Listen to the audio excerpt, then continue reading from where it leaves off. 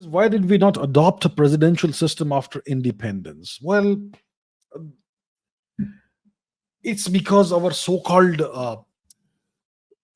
founding fathers, like some people allegedly call them, they decided they wanted a complete slave-like copy of the British system. So we had this what is it called, constituent assembly and all that, right? A bunch of people got together who were elected through the 1946 elections, in which only 13% of the adult Indian population was allowed to vote. So it was a completely illegitimate, undemocratic election held under foreign occupation. And these people were the elected representatives of those assemblies, and some were nominated directly by princely states, which were mostly puppets of the British occupiers. So that was the Constituent Assembly, and that bunch of people, they decided to draft a certain kind of constitution and adopt a certain kind of system. And the system they adopted was the Westminster system, which is a copy of the British system. House of Lords is the upper house of Parliament, the House of the Commons is the house of Parliament, and the overall head of government is the king or the queen. So in India, we had the Rajya Sabha to approximate the House of Lords, and the Lok Sabha to approximate the House of Commons. And because we have done away with monarchy, we have wiped out our kings and queens. That's why we put a puppet, a ceremonial post called the President of India at the very top. Complete nonsense. Why do we need to emulate the British system?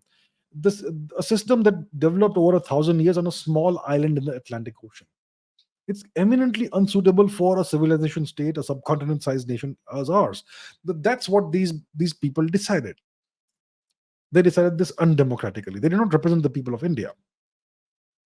So that's why we adopted this Westminster parliamentary system instead of a presidential system or whatever else. So essentially, the British they orchestrated this very nicely. They made it look like it was a democratic process. And today, most Indians believe that the Constituent Assembly came from the 1946 elections, so it's democratic. I just don't have any polite words to utter here. An election held under foreign occupation is an illegitimate election. If Hitler held an election in France during his occupation of France in the 1940s, would you consider that a legitimate election? So how can you consider the 1946 election, which the British held under British occupation, to be legitimate? That's number one. And secondly, less than 13% of the eligible Indian adult population was allowed to vote in that election. So once again, it doesn't represent the Indian population. And how can you then consider the Constituent Assembly as a legitimate representation of the aspirations and hopes of the people of India? It's a complete farce. It's a joke. And they came up with this constitution, and then they imposed it upon India undemocratically. The Constitution of India has never been ratified by the people of India. What does it mean? It means the people of India have never been given the opportunity to accept or reject this document. There should be a democratic vote, a referendum. Here's the constitution, read it. Do you accept or reject? Vote yes or no. That's how it should be done in a genuine democracy. India is not a genuine democracy. There you have it.